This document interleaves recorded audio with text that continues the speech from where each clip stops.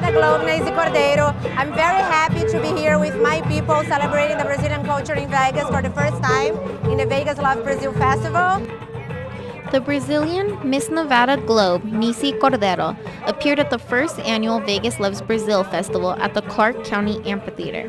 There was live music from various bands, face painting, bouncy houses for children, and plenty of Brazilian food and treats.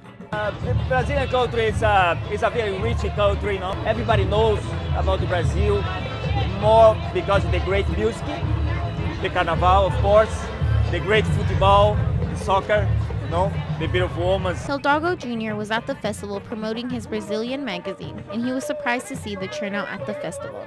So we have a Brazilian Day in Los Angeles that have less people than what you have now.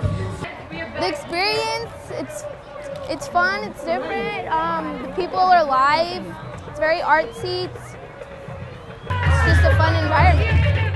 The Vegas Loves Brazil Festival is here to promote Brazilian culture, and as you can see, it is rich in dancing, music, art, and plenty of entertainment. For Studio G, this is Bianca Valdez.